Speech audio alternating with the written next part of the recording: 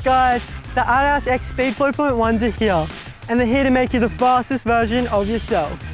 Or at least, that's what Adidas wants you to think. Today, I'm going to break down the new tech these boots have to offer and help you decide whether you should cop or drop the Adidas X Speedflow. Let's do this.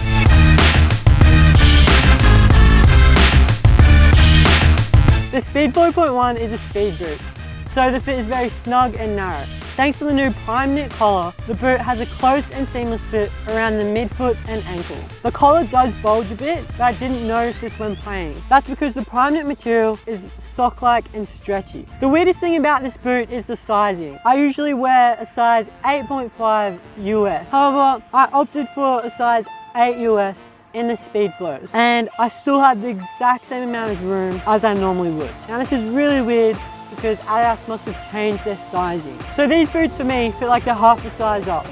I'd highly recommend trying these boots on in store or going half a size down before buying.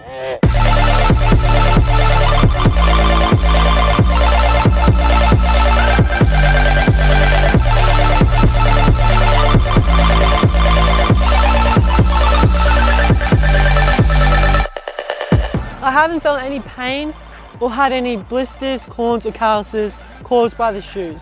I was expecting to feel a bit of pain around the outside of my foot because that's where the Speedflow.1s caused pain for me when breaking them in.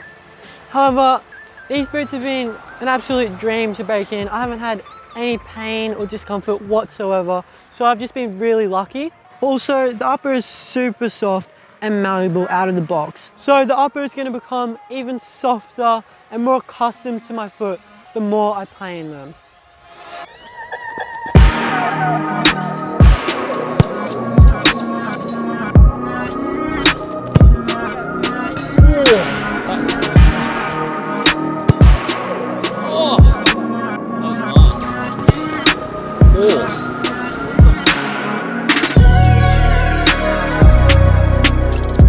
The boots provide ample lockdown thanks to the tight fit, laces and internal heel counter. When I put these boots on, I noticed the internal heel counters do a really good job at locking my heel into place. Adidas has also designed what they're calling an agility cage to provide more structure to the upper. This is supposed to stop your foot from sliding around when quickly changing direction.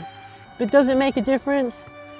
To put it simply, not really, or you won't really notice it while playing.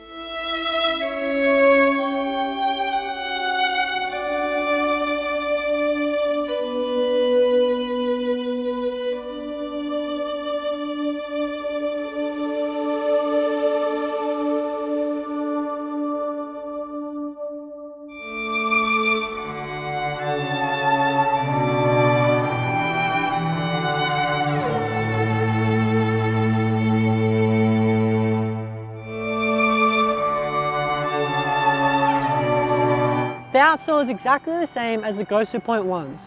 You still get the carbon fiber inserts for a better energy return when running.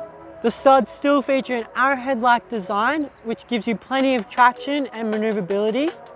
And you still get that on your toes, ready to run feeling thanks to the toe lift. This outsole is easily the best on the market, and it's clear why.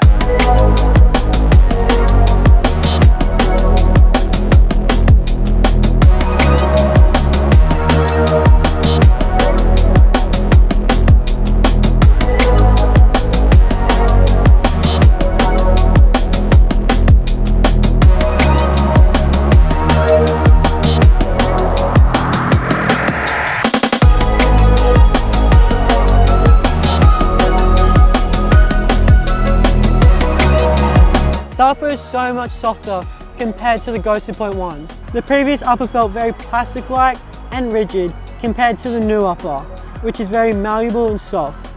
The upper is also very thin, which means you get this raw, uninterrupted, barefoot feeling on the ball, which is excellent if you're an attacking player who wants to dazzle defenders with your amazing skills. Okay. Time to try and bend? Yeah, I guess. That was okay, that was okay. Okay, so I just wanted to give you my honest opinions on the Speedflow.1s. I like these boots. You know, I enjoy dribbling in them, I enjoy shooting in them, they're good for juggling, no complaints. Oh, except for one.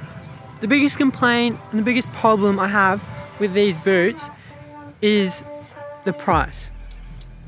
These boots cost $320, whereas the Outsole.1s costed $280. So I'm not sure why there's been a huge increase in price. All of Adidas's top of the line boots, the .1s, they all cost around $280. So this is actually a big gap between all those boots and the Speedflow.1. I'm not sure why they've done it when there's only a few slight changes and slight differences between the Outsole.1s and the Speedflow.1. You get a super light boot, both of them are basically the same weight, and you still get the exact same outsole and the carbon fiber inserts in both boots.